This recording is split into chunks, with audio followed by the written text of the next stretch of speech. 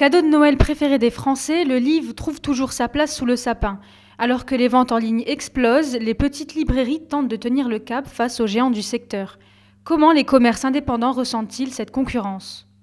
Alors on est une librairie spécialisée en sciences humaines, avec un peu de littérature, mais on propose beaucoup de livres en philosophie, en sociaux, en histoire, en géographie, en droit, Sciences Po, bref, toutes les sciences de l'homme, quoi. Alors la concurrence, c'est pas tant les grandes enseignes, parce que comme on est une librairie spécialisée, on n'a pas tout à fait le même fond.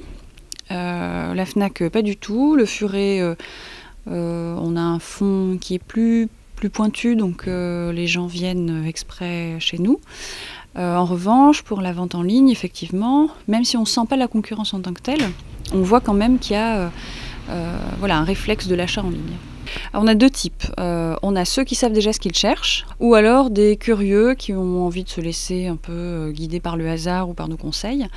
Ceci dit, c'est aussi des clients qui achètent en ligne, on le sait parfaitement. Et ils nous le disent tout à fait honnêtement, ce que je comprends. Les librairies misent sur le côté convivial qui reste leur principal atout. Quels avantages ? Le contact humain, la découverte, parce que en ligne, certes, il y a maintenant des logarithmes qui permettent comme ça, par hasard, de trouver des références, mais c'est pas la même chose que quand on fouine en magasin. Le conseil, parce qu'on n'a pas forcément toujours d'idées. En général, d'ailleurs, à la période de Noël, on manque d'idées. Et nous, on connaît bien les catalogues, donc on peut vous trouver le petit livre qui correspondra vraiment à la personnalité de la personne à qui vous avez envie d'offrir un cadeau.